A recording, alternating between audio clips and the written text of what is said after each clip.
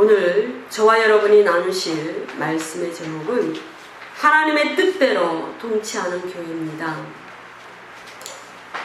참으로 하나님의 뜻과 의도, 그 목적만이 이 교회의 기준입니다. 아멘. 그것을 위해서 우리는 말씀을 잘 읽어야 되고 또 말씀을 배워야 되고 내가 알지 못하는 그 모든 것들을 깨달아야 됩니다. 아멘. 그리하여서 생각에 허망한 것이 들어오면 안 됩니다. 아멘. 마음이 미혹하는 영에 사로잡히면 안 됩니다. 아멘. 그래서 그 진리를 기준으로 주님께서 원하시는 그 섬김을 주님께 올려드려야 될 줄로 아멘. 믿습니다. 아멘. 교회 안에 성령께서 통치하시고 성령께서 운행하시는데 그 성령을 우리는 두려워해야 될 줄로 믿습니다. 아멘. 그런데 많은 교회가 성령의 역사를 두려워하지 않으며 종교적인 신앙생활을 하고 종교로서 참으로 안타까운 그러한 모습을 하나님께 올려드리고 있습니다. 참으로 신학계에서 그리고 또 많은 목사님들의 설교를 통해서 잘 정립이 안 되는, 그리고 또 성도들이 알기를 원하는 그러한 주제를 가지고 오늘 한번 말씀을 나누도록 준비를 했습니다. 우리가 에베소서 5장 15절에서 17절의 말씀을 보시면요, 어리석은 자가 되지 말라라는 말씀이 나옵니다. 근데 이 어리석다라는 것은 세상의 기준으로 어리석은 것이 아닙니다. 그리스도인으로서 어리석은 것입니다. 그리스도인으로서 어리석은 것은 말씀의 기준에서 벗어나고 성령의 법, 생명의 성령의 법에서 어긋나는 것입니다. 그렇게 되지 않기 위해서 세월을 아끼라 라고 말씀하시고 15절에서 지혜 없는 자 같이 행하지 말라라고 주님은 말씀하십니다. 말씀을 읽을 때, 말씀을 들을 때 주님께서 우리에게, 성령께서 우리에게 생각을 통해서 조명하십니다. 이해력을 주시죠. 근데 그 이해력을 총명이라고 얘기합니다. 그런데 그 말씀을 알지 못하고 또 말씀을 지식적으로 받을 때 성령께서 그 빛을 주셔야 되는데 계속적으로 기도가 부족하고 진리가 들어가지 못함으로 인해서 미혹하는 영이 역사합니다. 그렇게 되면 총명이 흐려지고 어둠이 들어오고 또 계속적으로 세상적으로 나갑니다. 그렇게 되면요, 전혀 하나님의 기준으로 하나님의 뜻대로 섬기는 귀한 예배가 되지 못하고 교회가 되지 못합니다. 근데 그것을 이야기합니다. 에베소서는 교회가 주제죠. 교회는 어때야 되는가 라는 것을 이야기를 합니다. 에베소서 6장에 보시면 눈가림만 하여 사람을 기쁘게 하는 자처럼 하지 말고 그랬어요. 이 본문에서는 사람의 그 주님께서 세우신 사람에 대해서 어떻게 온전한 모습으로 섬기는가 라는 얘기를 하는 문맥입니다. 그러나 에베소서 5장은 주님을 어떻게 섬기는가 라는 것을 이야기하는 것이죠. 그래서 결국은 우리가 그리스도인으로서 주님을 어떻게 성경적으로 잘 섬기는가, 또 어떻게 많은 사람들을 주님께서 말씀하신 그 기준으로 잘 섬기는가 라는 것을 우리는 알아야 되겠습니다. 그것이 하나님의 뜻대로 통치되는 교회입니다. 첫 번째로 예배 시간에 하는 영의 기도입니다. 성경에는 방언이 두 가지로 나타납니다. 외국 방언, 외국어 방언, 사도행전 2장에서 나타나는 외국어 방언, 그리고 우리가 일반적으로 하는 알 수 없는 말로 알 수 없는 소리를 내는 그 영의 기도, 그 방언이 있습니다. 그런데 고린도전서 14장에 보시면은요, 방언과 예언에 대해서 나타나고 있죠. 우리가 이 고린도 교회는 굉장히 은사가 강하죠. 네, 하나님의 굉장한 부흥을 맛보았습니다. 그럼에도 불구하고 고린도 교회 안에 많은 문제들이 있어요. 그래서 고린도 교회에게 사도 바울이 4편의 서신을 보냈습니다. 그러나 2편이 우리에게 전해지고 있죠. 그런데 이 본문들을 보면은요, 전부 너무나 큰 죄악들입니다.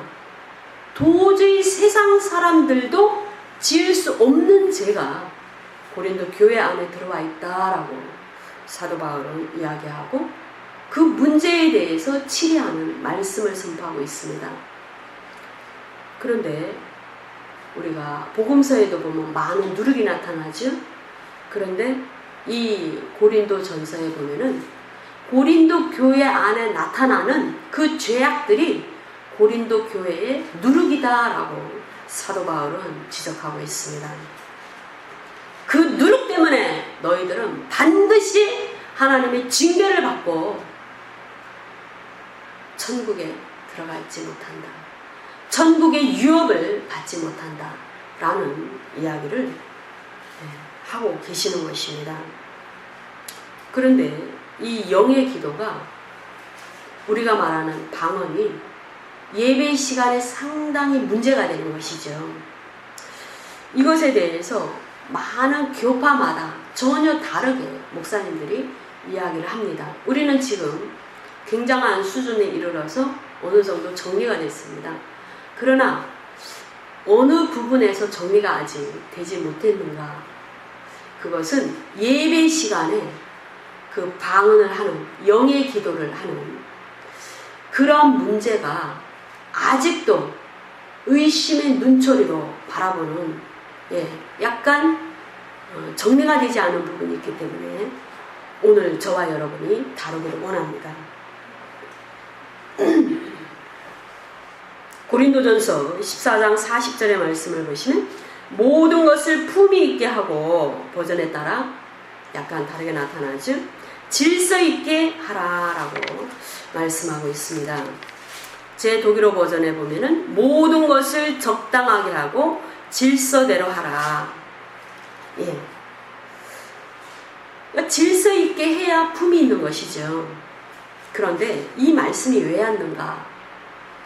예배 시간 가운데 기도 시간에 무질서하게 그 영의 기도를 한다라는 것이죠. 그 영의 기도를 무질서하게 한다라는 것입니다. 이 문제가 교회사 2000년 전통 가운데 이 정리가 됐습니다. 전통이 나쁜 것도 있고 나쁘게 전통으로 자리 잡은 그런 요소들이 있습니다. 의식이 있습니다. 교회 의식이라고 얘기하죠. 그런데 좋은 것으로 자리 잡은 것도 있습니다. 그러나 이 문제는 좋은 것으로, 좋은 쪽으로 정리가 돼서 교회 안에 정리가 됐습니다. 초대교회는 어떤 성령의 역사가 강력하고, 그때는 성령께서 생명의 성령의 법이 하나님의 위엄과 하나님의 권위를 알게 하시려고 굉장히 강력하게 역사하셨습니다. 예를 들어 아나니아와 삽비라 같은 문제죠. 지금 많은 목사들도 하나님을 속이고 성령을 속이고, 교회의 직분자나 사명자들도 성령을 속이는 역사가 상당히 많이 있습니다. 그러나 아나니아와 삽비라처럼 그 자리에서 죽이는 역사는 없지요. 그것은 과도기적인 그 상황에서 성령께서 본보기로 보이시려고 굉장히 강하게 성령의 법을 통치하셨습니다. 그래서 이 문제가 초대교회, 이 고린도 교회 안에 강력하게 자리 잡아야 되기 때문에 사도 바울이 강하게 말씀을 하신 것이죠. 교회 예배 가운데 무질서하게 영의 기도, 우리가 말하는 그 방언을 했습니다. 너무나 질서가 없는 것이죠. 품위가 없습니다. 세상에서 처음 예수를 믿기 위해서 교회에 들어온 자들이 이게 도대체 무슨 말인가 라는 것을 전혀 이해하지 못하는 것이죠. 그런데 이 고린도 교회 안에는 외국 방언과 지금 우리의 선교를 담당하는 아주 드물게 나타나는 외국 방언, 중국어 방언이나 영어 방언이나 알 수 없는 그 외국어 방언, 그 선교지에서 선교를 위해서, 복음 사역을 위해서, 말씀 선포를 위해서 하나님이 갑자기 기름 부으시고 능력으로 역사하여 주셔서 외국어가 막 절절절 나오는 그런 외국 방언과 그 다음에 영의 기도가 혼용으로 함께 나타나는 예배의 현장이었습니다. 그러니까 무질서한 거예요. 예, 그러니까 이것이 정리돼야 되겠다라는 것이 사도 바울의 가르침이십니다. 좀 제대로 좀 질서 있게 품위 있게 해라. 한 사람이 하고 나면 다른 사람은 저 말이 도대체 무슨 말인지 모릅니다. 우리 이 자리에서 영어를 제대로 알아듣는 사람은 거의 소수죠. 예. 그런데 알 수 없는 그 외국어를 하면 막 일어나서 막 하면 어떻게 됩니까? 예, 무질서하죠. 그런데 영의 기도도 그 당시에는 일어나서 했습니다. 왜요? 그 영의 기도가 대부분 그 개인적인 영의 기도가 있고 교회를 위해서 예언이 선포되는 영의 기도가 있었습니다. 그래서 예언이 선포되는 그 영의 기도가 막 무질서하게 순서가 없이 막 그냥 선포가 되는 거예요. 그러니까 도대체 알아듣지를 못하는 것이죠. 그러니까 결국은 순서대로 하라. 그래서 그 방언을 통역하는 자가 통역하라는 것입니다. 외국어 방언도 통역해주고 영의 기도도 그 예언도 좀 통역해라 라는 말씀을 하고 계시는 것입니다. 14장 2절의 말씀을 보시면 방언을 말하는 자는 사람에게 하지 아니하고 하나님께 하나니 이는 알아듣는 자가 없고 영어로 비밀을 말함이니라. 예, 이 말씀은 우리가 말하는 방언입니다. 예, 14절과 16절 말씀을 또 보시면 내가 만일 방언으로 기도하면 나의 영이 기도하거니와 나의 마음은 열매를 맺지 못하리라. 지금 현재 라오디게아 교회 시대에 우리의 성도들이 하는 영의 기도는 개인적으로 하는 영의 기도입니다. 그 영의 기도는 우리가 어떤 기도의 제목을 우리 영 가운데 품고 성령의 인도하심을 따라 기도를 하는 것이죠. 대강은 알고 있지만 그것이 때로는 전혀 다른 영의 기도일 수도 있습니다. 왜 그러냐면 그 사역을 통해서 방언 통역을 받으면 제가 생각하고 마음으로 품고 하는 그런 기도의 내용이 아니고 약간 다를 수가 있어요. 지금 현재 상황에서 성령께서 나에게 꼭 필요한 것을 말하게 하심을 따라 말하는 경우가 있습니다. 그래서 약간 다른 내용이 통역을 통해서 나타나는 경우가 있어요. 그렇기 때문에 나의 마음은 열매를 맺지 못하는 경우도 있습니다. 그래서 내가 무엇을 말하고 있는지 잘 모를 수 있기 때문이죠. 네, 그렇기 때문에 15절을 보시면 그러면 어떻게 할까? 내가 영어로 기도하고 또 마음으로 기도하며 영어로 기도하는 것이 영의 기도입니다. 근데 영의 기도는 성령 안에서 하는 기도와 다릅니다. 차원이 다른 것입니다. 영의 기도는 내가 개인적으로 하는 영으로 하는 기도고 마음으로 기도하는 것은 내가 한국말로 기도하는 것입니다. 그리고 성령 안에서 기도하는 것은 성령 안에서 그 성령이 주시는 것을 기도하는 것입니다. 전혀 용어 정리가 안 되면 성경을 이해할 수가 없죠. 그래서 영어로 기도하고 한국말로 기도하고 일본 사람은 일본말로 기도하는 것이죠. 내가 영어로 찬송하며 마음으로 찬송하리라. 그래서 이러한 문제가 정리가 돼야 됩니다. 그런데 이제 교파를 벗어나면 신학이 다를 수 있습니다.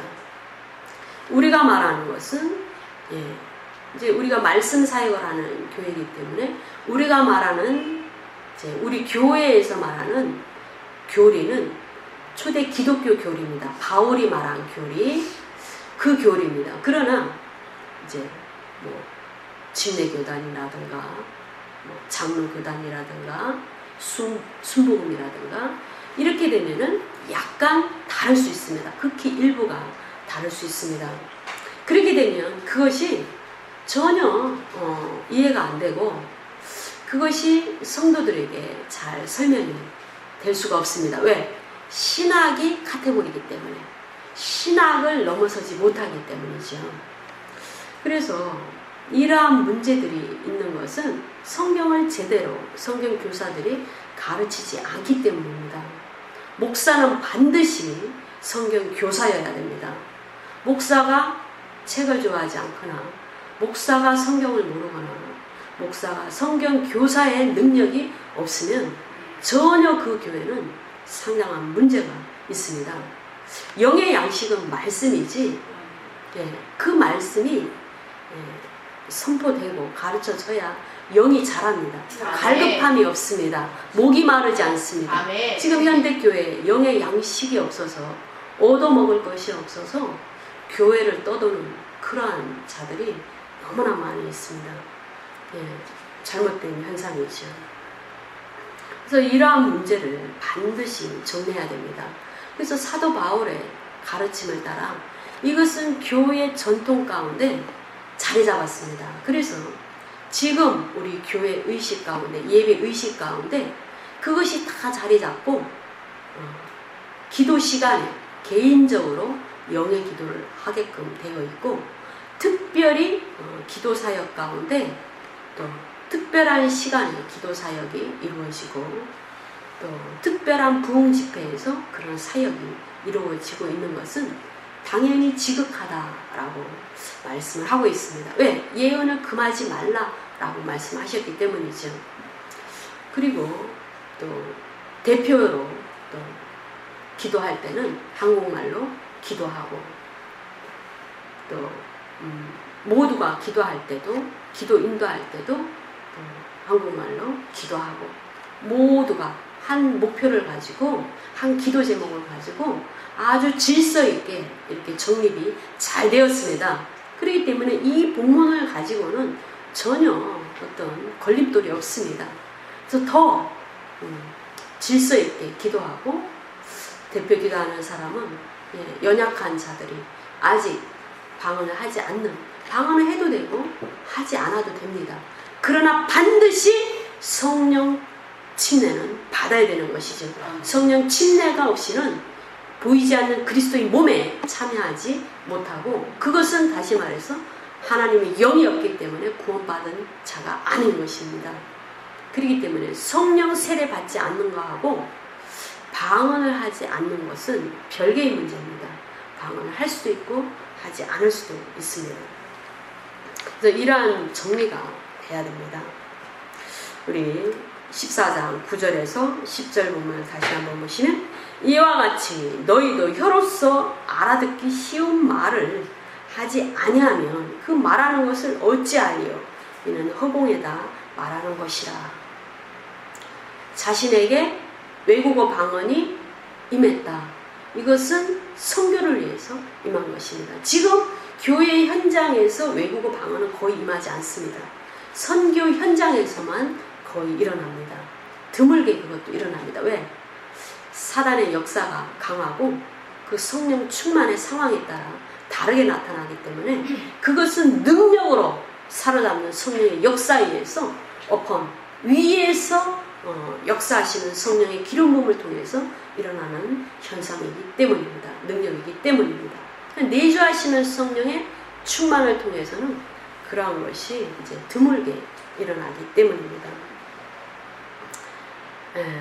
그래서 우리가 영의 기도도 다 뜻이 있다. 10절의 말씀을 보시면 이같이 세상에 소리의 종류가 많으나 뜻없는 소리가 없나니 다 다 뜻이 있어요. 그렇기 때문에 하나님께로 올라가는 것이고 성령은 그것을 또 통역해 주시는 것이고 또 그것을 알 수 없을 때 또 우리가 시간을 두고 깊이 기도했을 때 성령께서 깨닫게 해 주시는 것이죠. 에베소서 6장 18절에 보시면 모든 기도와 간구를 하되 그랬습니다. 우리가 대표 기도를 할 때 모든 말씀 예수 그리스도 이름으로 기도하였습니다. 이렇게 마무리를 하는 경우가 상당히 많이 있습니다. 근데 사도 바울은 전혀 그렇게 말하지 않습니다. 모든 기도와 간구 이렇게 얘기합니다. 기도, 중보 기도, 간구, 깊은 소원의 간구, 기도의 제목들 다르게 구분해서 용어를 쓰고 있습니다. 이런 용어에 대해서 정확하게 알려면 우리가 용어 사전을 찾아보면 되겠죠. 디모데전서 2장 1절에도 이렇게 쓰고 있습니다. 그러므로 내가 첫째로 권하노니 모든 사람을 위하여 간구와 기도와 도구와 감사를 하되라고 쓰고 있습니다. 우리는 기도하면 다 같은 기도라고 생각합니다. 용어의 정리가 안 되는 것이죠. 더 세밀하게 구분이 돼야 내가 어떤 종류의 기도를 하고 있는지가 구분이 됩니다. 하나님은 중보도 원하시고 개인적인 기도도 원하시고 또한 하나님께 이제 감사의 기도나 또 참회의 기도나 회개의 기도나 그것이 전혀 다릅니다. 그래서 간구, 기도, 도구, 감사 이렇게 전혀 다르게 용어가 나타나고 있는 것입니다. 근데 우리 예배 시간에 여러 기도가 이루어지고 있지요. 그래서 질서 있게 성령께서 운행하고 계시고 성령께서 주관하시는 예배입니다. 천군 천사를 이 예배 가운데 보내셨고 수수 천사를 보내셨고 구원받은 즉시 수호 천사도 두 번씩 우리에게 보내졌습니다. 그렇기 때문에 우리의 모든 삶을 날마다 하늘 보좌의 행위록에 보고가 되고 있습니다. 말 조심해야죠. 보는 것, 듣는 것 조심해야 됩니다. 모든 것이 보고가 이루어지고 그 행위록에 기록이 됩니다.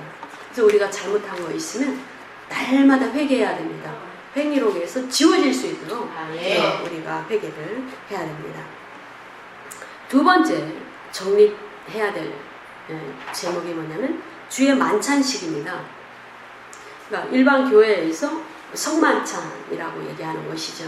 근데 성이라는 거, 홀이라는 그 표현은 영어 버전에서 나타나는데 그 성만찬은요, 이제 주님께서 당신의 죽으심과 그 다시 오심을 기억해서 반드시 기념하라 라는 명령에 의해서 교회 안에서 이루어지고 있습니다. 성이라는 것은 거룩하다라는 그 의미를 캐톨릭 안에서 이제 자리 잡았습니다. 근데 이 교회사는 캐톨릭 역사가 아닙니다. 상당 부분 그것과 연결이 돼서 정리를 하지 못하는 그런 목회자가 상당히 많은데 교회사와는 캐톨릭 역사와는 일부 구분이 되는 상당한 기간이 있습니다. 캐톨릭 역사 가운데 거의 1000년은 암흑기라고 얘기하고 있죠. 그래서 그것은 도저히 교회사에 넣을 수 있는 기간이 아닙니다. 아무튼 그 기간 동안에 거룩하다라는 표현이 이 캐톨릭 역사 가운데 전부 붙었습니다. 그래서 만찬도 거룩한 만찬이라고 얘기해서 성만찬이라고 이야기하고 또 성인들도 성 요셉이라든가 성 누구라든가 성 테레사라든가 이러한 표현이 전부 붙었죠. 인간은 거룩하지 않습니다. 거룩하라고 말씀하셨지만 완벽한 의인은 없습니다. 그래서 그렇게 붙여서 그분을 기념한다. 이것은 하나님의 뜻이 아닙니다. 우리가 믿음의 선진들을 존경해야 되죠. 구약의 믿음의 선진들이 전부 히브리서 11장에 기록되어 있죠. 그럼에도 불구하고 그들에 대해서 우리가 그분의 뒤를 따르는 것이지 거룩하다라는 그 용어는 주님께만 쓰는 것입니다. 예. 의는 없나니 하나도 없다고 말씀하셨습니다. 그런데 캐톨릭 안에서는 뭐 성금요일, 그렇죠? 예, 그런 용어가 전부 캐톨릭 역사 가운데 자리 잡은 것입니다. 그래서 만찬도 성만찬 이렇게 되어 있습니다. 그래서 그들은 금요일날 이제 금식을 하잖아요, 그렇죠? 근데 우리는 그냥 주의 만찬 이렇게 하는 것이 성경적인 표현이다라고 이해하시면 되겠습니다. 그런데요, 고린도전서 11장 27절의 말씀을 보시면요, 그러므로 누구든지 주의 떡이나 잔을 합당하게 먹고 마시지 않는 자는 주의 몸과 피에 대하여 죄를 짓는 것이니라, 이렇게 써 있어요. 우리가 이제 많은 목사님들이 이제 교회마다 다릅니다. 그 주의 만찬, 성만찬을 하는 그 교회마다 다른 여건에 따라 다르게 하지요. 다르게 진행합니다. 그런데 그럴 때마다 그런 말씀이 선포되지요. 그 말씀이 선포되는데 이제 회개를 요구합니다. 그런데 자신의 죄를 회개를 요구합니다. 그런데 그 죄의 내용이 뭐냐면 그것이 관가되고 있다는 것이죠. 전혀 정확하게 가르쳐지지 않고 있다는 것입니다. 무엇을 회개해야 되는가? 세상에서 지었던 모든 죄, 그것도 회개해야 되죠. 그러나 그것은 이미 예배에 나오기 전에 집에서 회개해야 되는 것입니다. 사실은. 근데 대부분 우리가 예배를 시작할 때 기도를 인도하시는 사람들도 그리고 목회자도 어떻게 기도하냐면, 주님, 우리의 모든 죄를 가지고 주님 앞에 나왔습니다. 모든 지은 죄를 그 모습 그대로 주님 앞에 나왔습니다. 이거 아닙니다, 여러분. 왜요? 구약의 레위기 본문에도 보면은 그 많은 거룩한 삶의 기준을 주셨죠. 뭐는 먹고 뭐는 먹지 말고, 옷이 더러울 때 어떻게 하고, 집이 더러울 때 어떻게 하고, 피부병이 났을 때 어떻게 하고, 다 규례를 주셨어요. 율례를 주셨습니다. 그거 왜 주셨습니까? 그대로 다 지켜서 거룩하게 해서 옷도 거룩하게 깨끗이 빨아 입고 몸도 깨끗한 피부병이 없는 온전한 몸을 예비하고 죄도 다 해결하고 먹는 것도 정결한 것만 먹고 그렇게 거룩하게 준비돼서 대속죄일날 주님 앞에 나오라는 기준으로 그거 주신 거예요. 그렇기 때문에 주님 앞에 나오기 전에 다 죄를 해결하고 나와야 되는 것이 성경적인 것입니다. 이 모습 이대로 나오면 안 되는 것이죠. 그렇죠?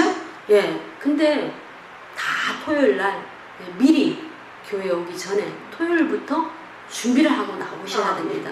옷도 깨끗이 준비하고 마음도 깨끗한 마음으로, 예, 그리고 물질도 그 정성껏 처지와 환경과 형편에 맞추어서 비둘기 있으면 비둘기 가져오라고 말씀하시지, 비둘기 드릴 형편인데 송아지 가져오라고 주님 말씀하지 않죠. 네, 그러니까 그거에 합당하게 준비해서 주님 앞에 나오는 것입니다. 그랬는데 여기에서 회개하라는 것은 주님의 이 몸에 이제 왔어요.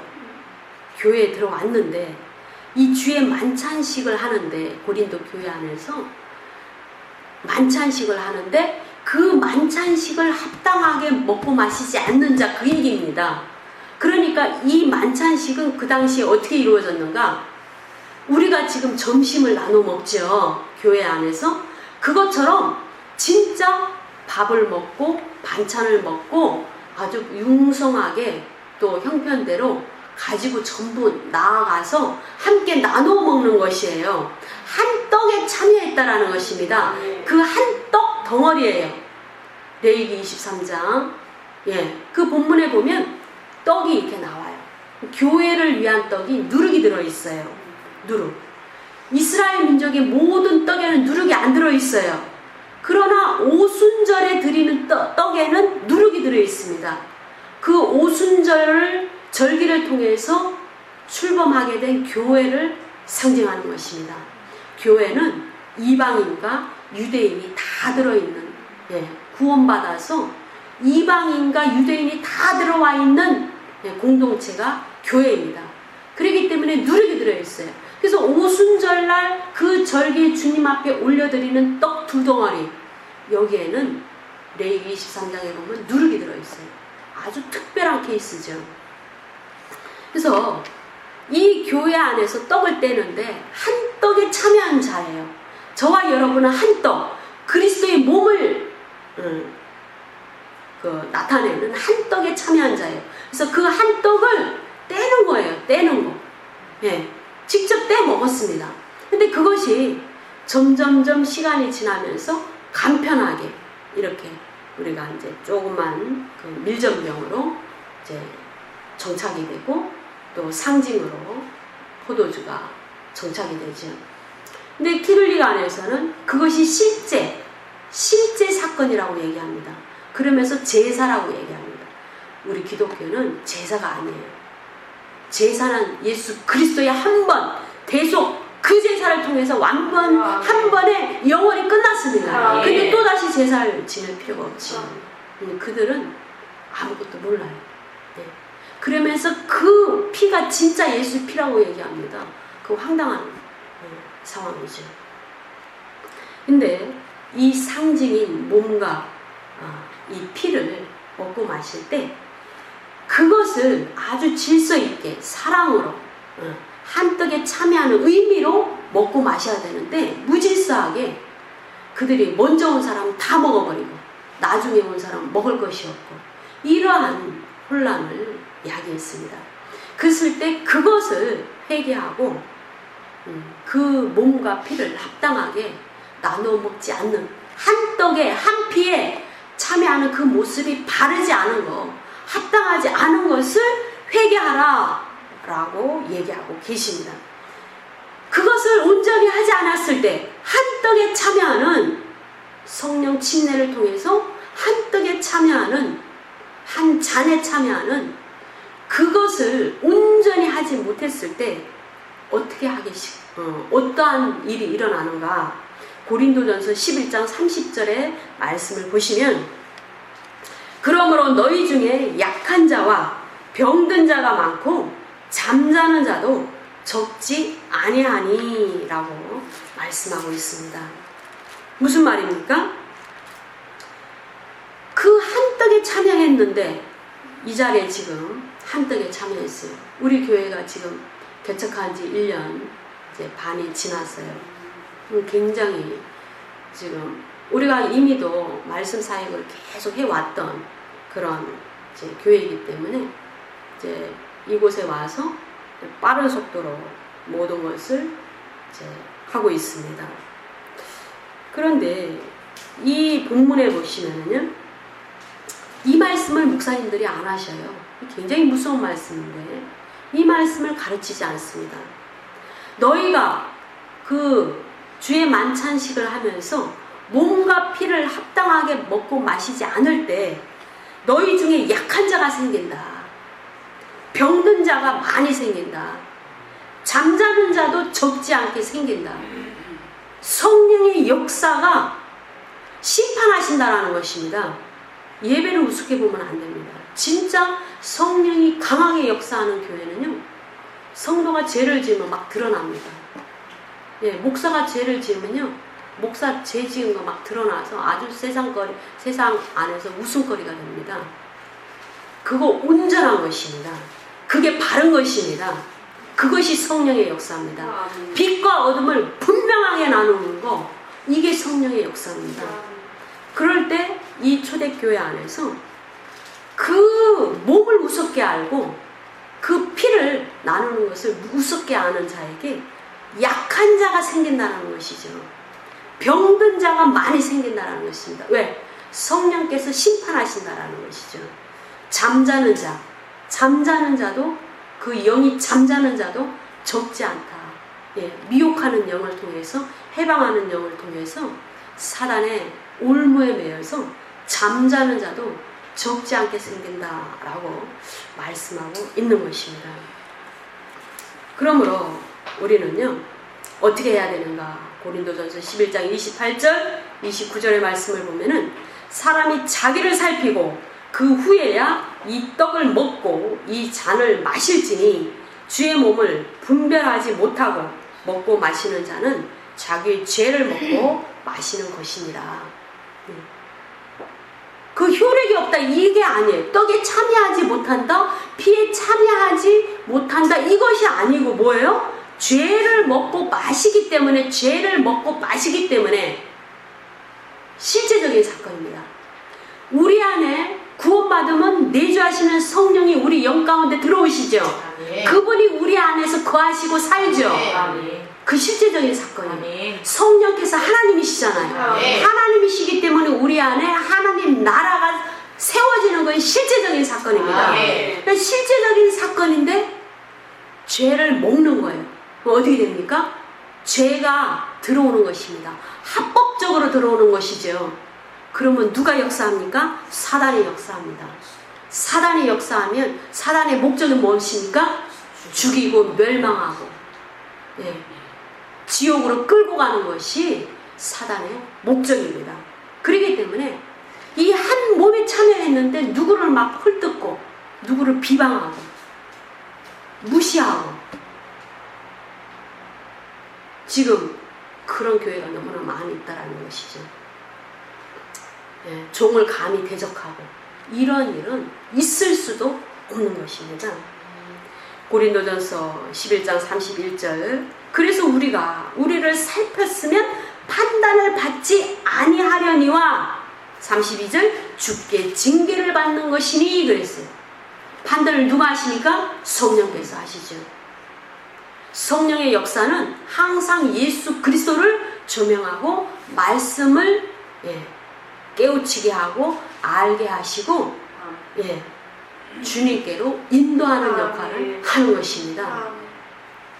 성령 시대에 성령 하시는 이유가 성령이 중심이 아니고 예수 그리스도가 중심인데, 성령께서 그 생명의 성령의 법을, 예, 주관하시고 통치하시기 때문에 우리가 성령님 하는 것이죠. 주객이 전도화되면 안 됩니다. 주께 징계를 받는 것이라 말씀하십니다. 주께 징계를 받는 것이 실제적인 사건이기 때문에 그러한 연약한 자, 병든 자, 잠자는 자가 생긴다라는 것입니다. 예수를 믿으면 구원받는 것, 그 구원받는 것은 세상에서 구원받은 것이에요. 그러나 우리가 죽음의 관문을 통과했을 때 지옥으로부터 구원받는 것, 그것을 우리가 약속받았기 때문에 그것을 이루기 위해서는 우리가 성화의 과정을, 그 거룩을 반드시 이루어야 될 줄로 믿습니다. 세 번째로 전도의 주체가 되시는 성령님이십니다. 이 말씀을 왜 제가 해야 되겠다라는 생각을 하게 됐냐면, 우리 전도대회를 했습니다. 예, 많은 분들이 오셔서 전도대회를 했습니다. 그런데 안타깝게 전도를 위한 문구들이 막 이렇게 굉장히 많이 써여 있어요. 성령님 그 얘기가 없더라고요. 사도행전에 보면 전도의 주체, 성도의 주체가 누구시니까? 성령님이시죠. 근데 성령님의 인도 이런 얘기가 없어요. 그래서 제가 놀랐습니다. 아, 이거 문제가 있다. 네. 우리가 정말 모든 발걸음 일상생활 가운데서도 누가 인도하시니까? 성령님 인도하시죠. 우리 교회의 부흥 누가 원하십니까? 예, 예수님이 원하시는데 그 일의 주체가 누구시니까? 성령님이셔요. 근데 그 얘기가 빠지면 안 됩니다. 예, 성령의 손을 잡고 사역해야 되고, 성령의 손을 잡고 우리의 모든 믿음의 삶이 이루어져야 될 줄로 믿습니다. 에베소서 3장 7절에 보시면, 이 복음을 위하여 그의 능력이 역사하시는 대로 내게 주신 하나님의 은혜의 선물을 따라 내가 일꾼이 되었다. 성령 침례가 두 가지죠. 네, 성령 세례가 두 가지입니다.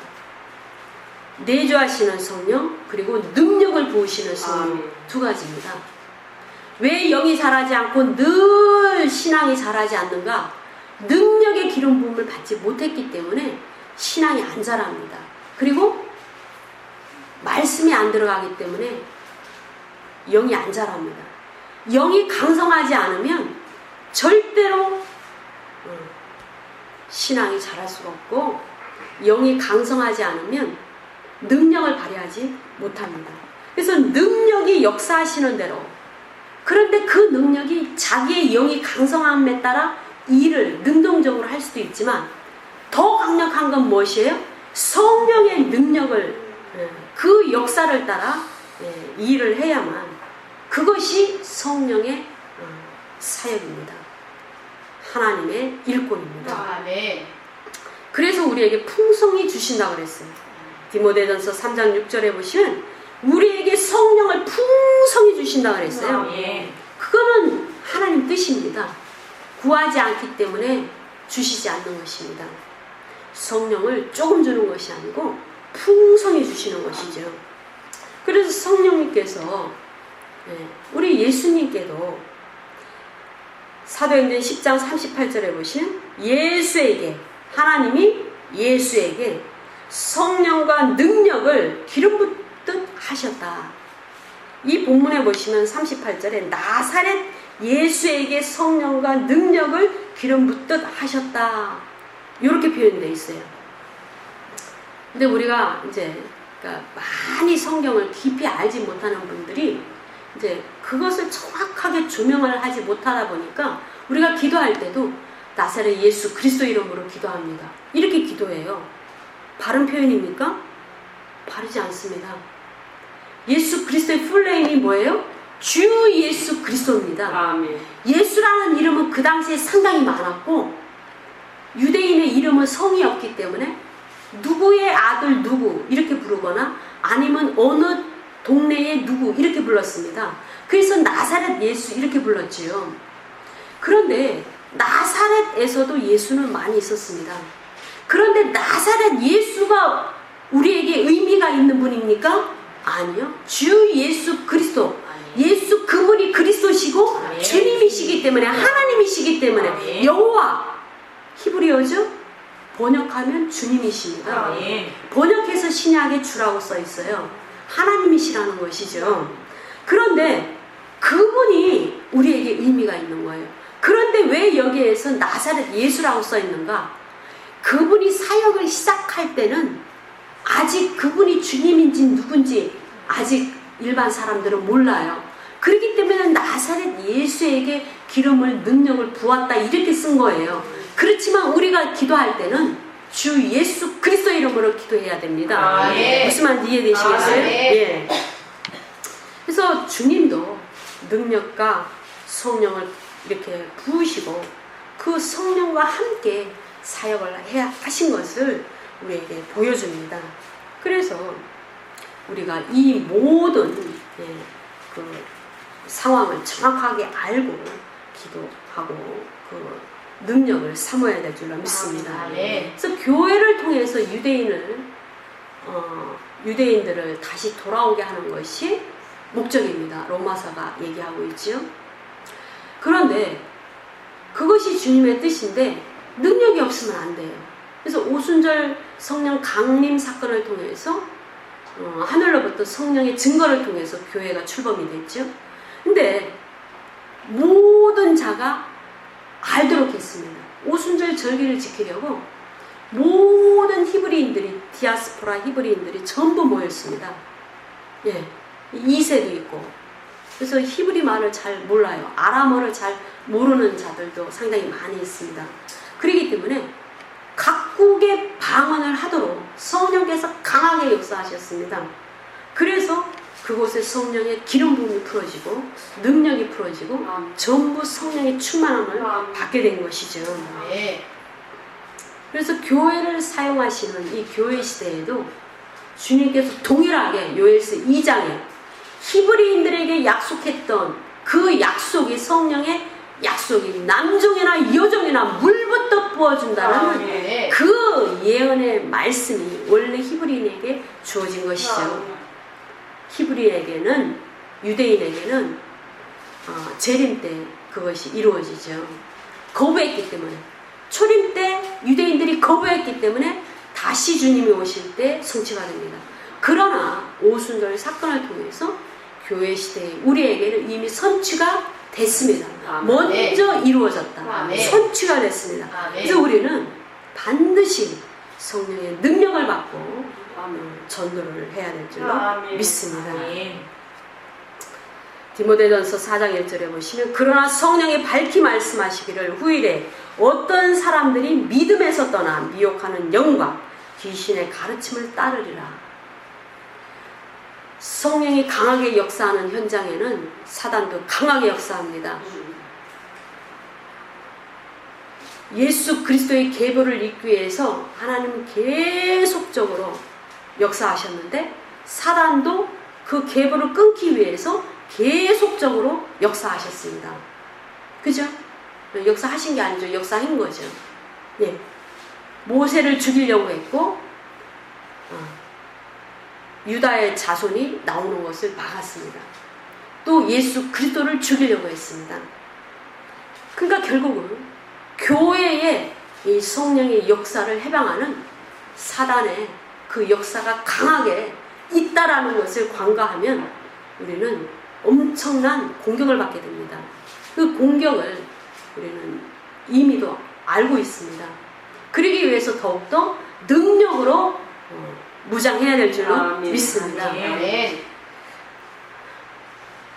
우리가 마지막으로 네 번째, 교회 안의 권위입니다.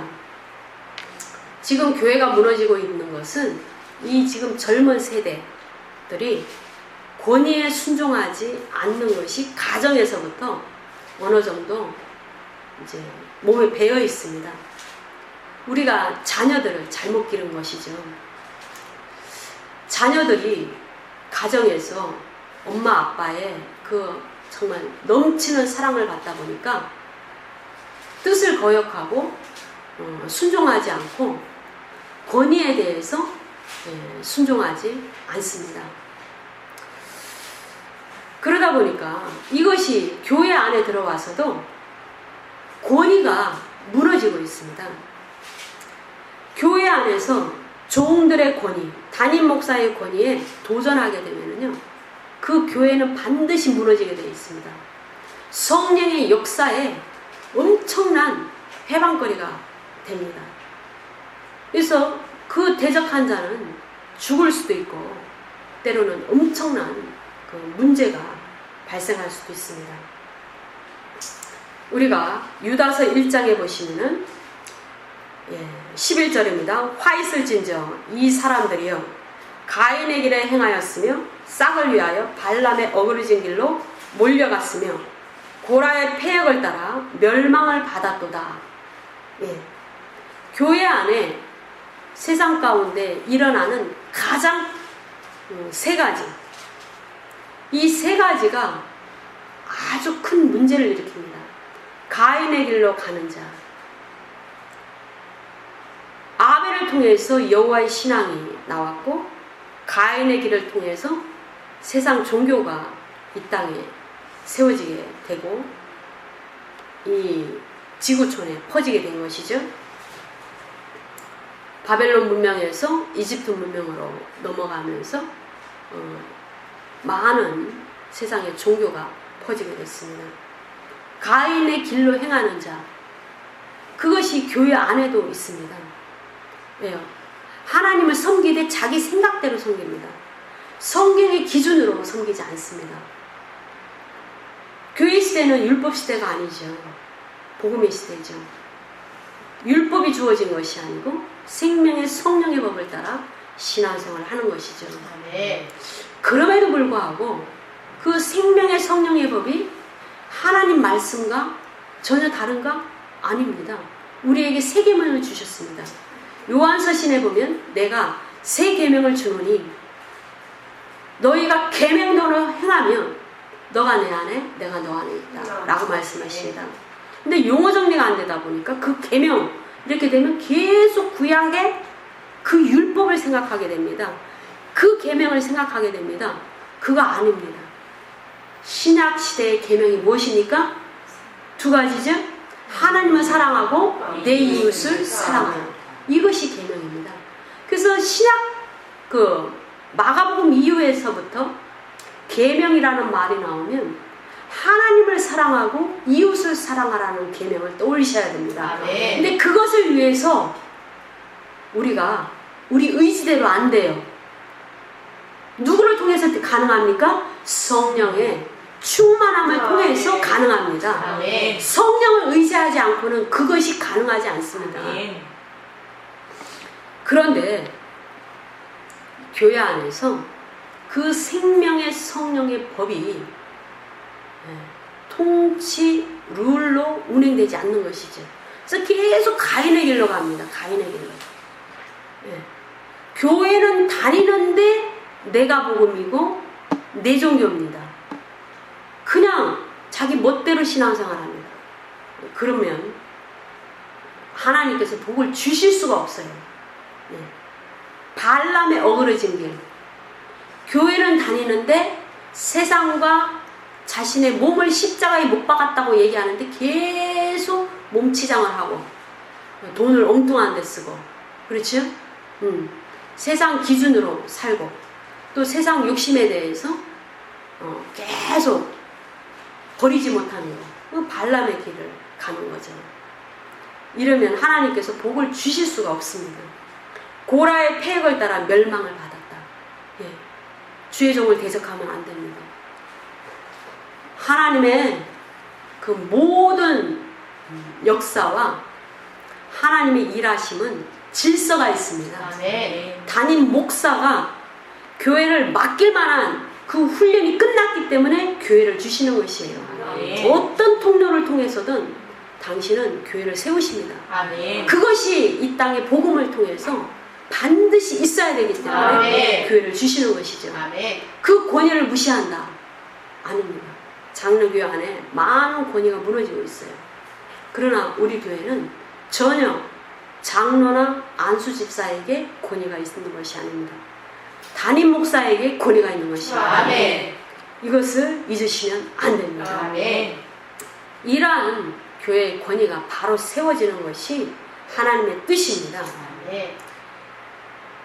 에베소서 4장 11절에서 12절의 말씀 보면 교회 안에 당신의 사역을 위해서, 성도를 위해서 어떤 사람은 사도로, 어떤 사람은 선지자로, 어떤 사람은 복음 전하는 자로, 어떤 사람은 목사와 교사로 세웠다라고 쓰고 계십니다. 목사는 반드시 교사의 은사가 있어야 됩니다. 그렇기 때문에 이 원어에 보면은 목사와 교사 같이 붙어 있어요. 따로 떨어져 있지 않습니다. 교사의 은사가 있는 자가 목사를 해야 된다는 것이죠. 지금은 율법 시대가 아니기 때문에 상당한 자유함이 있습니다. 주 안에는 자유함이 있습니다. 진리 안에는 자유함이 있습니다. 그래서 주님께서 세우실 만한 자를 세우십니다. 주님께서 하나님의 나라를 침노하고 당신의 은혜를 구하는 자에게 주님은 하나님 은혜와 능력을 부으시는 것입니다. 우리가 디모데전서 12장 1장 12절에서 13절에 보시면은 이 사도 바울이 고백합니다. 내가 전에는 비방자요, 박해자요, 폭행자였다. 왜? 부활의 주를 만나고 나서 바뀐 것이죠. 그전에는 몰랐습니다. 왜요? 구약은 본질이 아닙니다. 구약은 모형이고 그림자입니다. 무엇이 생명입니까? 무엇이 생명입니까? 복음이 생명입니다. 복음이 생명입니다. 복음 안에 생명이 있지 율법 안에 생명이 없습니다. 무슨 말인지 이해되시죠?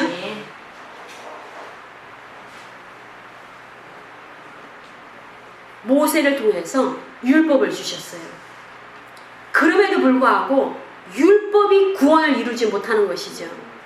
예수 그리스도의 피가 뿌려질 때까지 구약의 모든 의인들은 아브라함의 품에 지하에 아브라함의 품에 있었습니다. 아멘. 예수 그리스도께서 신약에 비로소 오셔서 십자가에서 죽으시고 그 피를 흘리셨을 때 그 모든 의인의 죄를 온전하게 덮었을 때 아멘. 그들은 그냥 대충 가려진 상태죠. 근데 그 피가 온전히 덮여서 사해졌을 때 비로소 그들이 하늘로 옮겨졌어요. 아멘.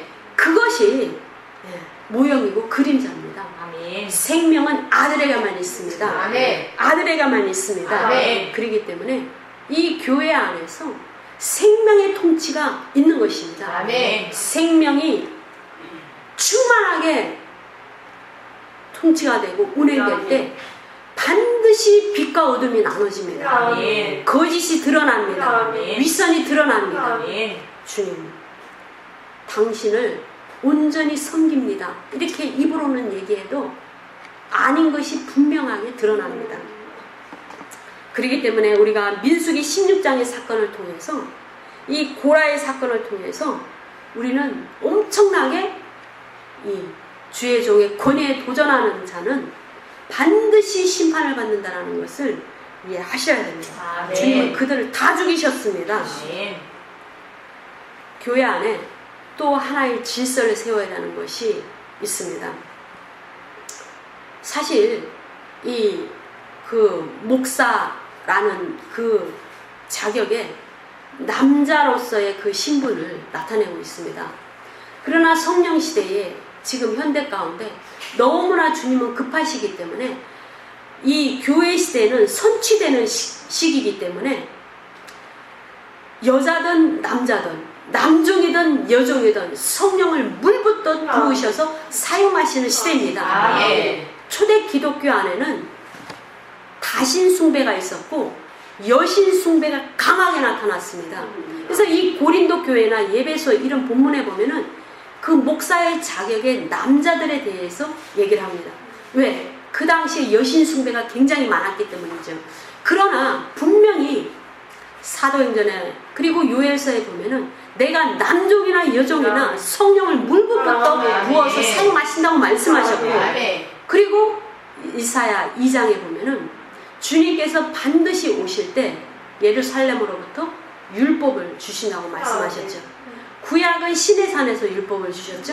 주님이 재림하실 때는 예루살렘을 통해서 율법을 세주시다 말씀하십니다. 그런데 그 당시의 통치 방식은 사사시대와 같다라고 이사야 2장에서 말씀하고 계십니다. 사사시대.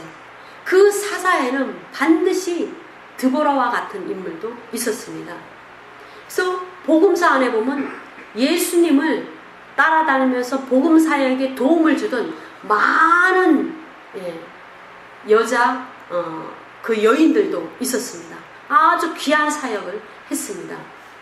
그래서 바울은 그들이 이제 아주 귀하다고 얘기하면서 그들을 얘기할 때 항상 원어에 헬라어 원어에 보면 뭐라고 말씀하고 계시냐면 나와 함께 사도된 자 누구누구 이렇게 얘기합니다. 무슨 말인지 이해되시죠? 12 제자도 사도죠.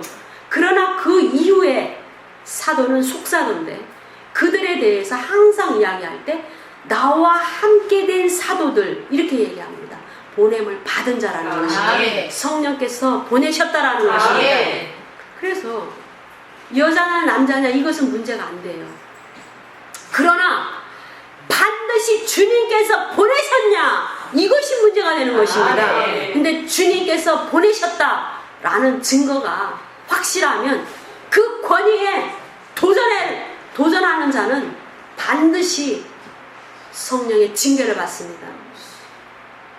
그래서 이것을 고린도전서 11장 10절에 보시면 그러므로 여자는 천사들로 말미암아 권세 아래에 있는 표를 그 머리 위에 둘지니라 이런 본문이 있습니다. 이 본문 굉장히 중요한 본문입니다. 근데 이 본문이 지적되지 않고 있어요. 가르쳐지지 않고 있습니다. 이 본문이 무슨 본문이냐면요, 하와가 너는 생명나무와 선악을 알게 하는 나무를 여기에다 동산 중앙에 둘터인데 따먹지 말라라는 이 말씀을 따먹으면 어떻게 된다라는 말씀을 하와가 직접 들은 것이 아니고 아담이 들었습니다. 그래서 하와는 말씀에 약했어요. 정확하게 알지를 못했습니다. 그래서 그 말씀을 알지 못하는 그 하와에게 사단은 공격했습니다. 뱀의 형상으로 공격했죠. 영적인 존재는 항상 육체를 입을 수 있는 존재입니다. 그런데 그래서 여자는 그 하나님께로부터 징계를 받았어요. 왜요? 남자의 권위 아래 두도록, 너는 말씀을 잘 모르기 때문에 남자의 통치를 받도록 그렇게 순서를 정해놨어요. 지금도 남편의 권위에 들어오지 않는 아내, 그 가정 화목할 수가 없어요. 예, 이 질서가 무너집니다. 근데 대부분 가정이 잘 좀 화목하지 않습니다. 남편을 머리로 두는 그 아내가 질서가 있는 것입니다. 그래서 이 10절에 보면 여자는 천사들로 말미암아, 이 말씀이 있습니다.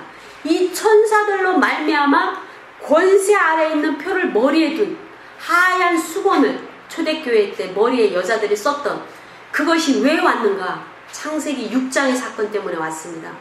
창세기 6장의 사건 때문에 그 당시에 아름다운 여인이 많았죠.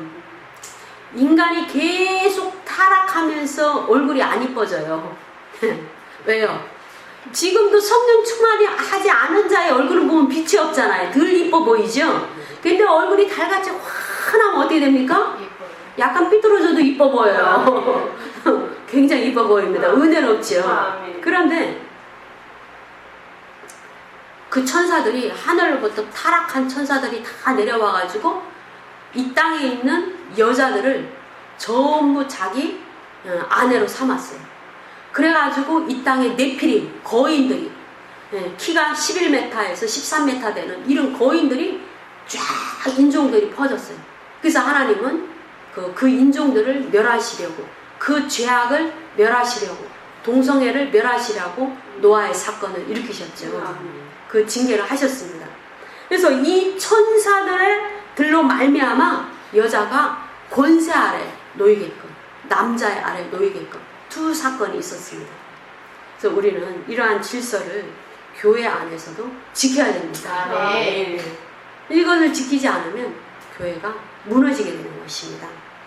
오늘 저와 여러분이 귀한 말씀을 받았기 때문에 모두 다 이 말씀을 기준으로 아름다운 신앙, 주님이 원하시는 아름다운 삶, 이 삶을 사시기를 예수 그리스도 이름으로 축원합니다. 아멘.